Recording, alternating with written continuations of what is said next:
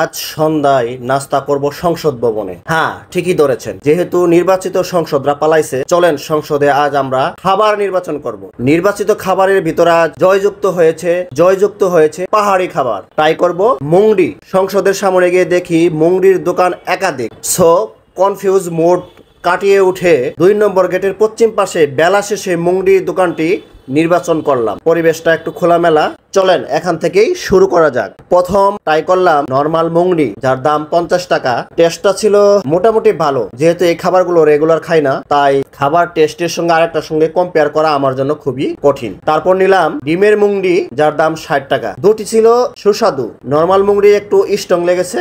চিংড়ির শুটকি এবং লেবুর ফ্লেভার আমাকে মুগ্ধ করেছে। এখানে 10-এ 8 দিতে পারি। 2 যে কেন দিলাম না তা আমি পরে বলছি। তারপর ট্রাই করলাম রোজেলা চা, সহজ কথায় টক চা বলতে পারি। রোজেলা চা লাইফে প্রথম ট্রাই করলাম, সুতরাং ভিন্ন রকম একটা টক চা খেয়ে শরীর এবং মেজাজ চাঙ্গা হয়ে এই চা আমি টক চার সঙ্গে কম্পেয়ার করলে এটা আমি 10-এ 9 দিতে পারি। তো চাটা সত্যি আমার কাছে অসাধারণ লেগেছে। তো এখান থেকে হেঁটে হেঁটে 2 নম্বর গেট ছাড়িয়ে যেয়ে আরো কয়েকটি মুংডির দোকান পেলাম। চক আটকে গেল ফুটপাতে একটি জুস বারের উপর। জুসের প্রতি আমার আগে থেকেই অনেকটা দুর্বলতা। সত্যি বলতে এই জুস স্পটগুলো খুব কিউট লেগেছে। এই দুর্বলতা কাটাতে ফ্রেশ জুস নিলাম, পাপায়া আর ওয়াটারমেলন। দুটেই ভালো লেগেছে। এটারও 10-এর ভিতরে আমি 8 দিতে পারি। 60 120 টাকা মিটিয়ে তার অদূরে রু আদু মুংডিগড়। এটি সংসদের 2 নম্বর গেটের পূর্ব পাশে।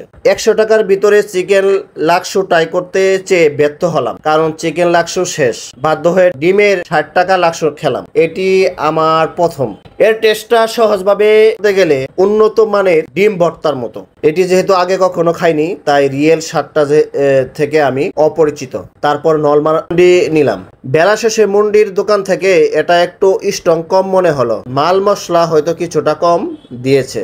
আমার খাবার অনুভূতিটা মুংডিগড়ের আপুটা হয়তো বুঝতে পেরেছে, তাই নিজ থেকে অফার করলো, ভাই আমি কি আরো একটু টক জাল দিব? আমি বললাম তাহলে সাথে একটু মশলার ফ্লেভারটা বাড়িয়ে দিন। যাই হোক, তারা আন্তরিকভাবে সবকিছু একটু বাড়িয়ে দিল।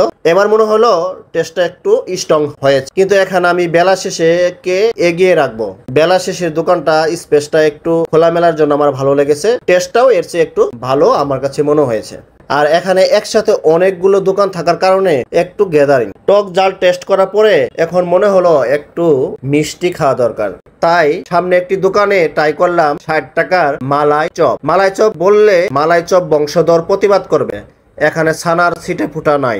এটাকে বলা যায় পাউরুটির চপ। পাউরুটির সঙ্গে দুধের আর চিনির একটি সম্পর্ক ঘটিয়ে এর জন্ম হয়েছে। যাই হোক, এটি ভালো লাগেনি। এভাবেই কেটে গেল সংসদের সন্ধ্যা। আগামী সংসদ জনগণের প্রত্যাশিত হোক, এই আরাধনায় বিদায়। আল্লাহ হাফেজ।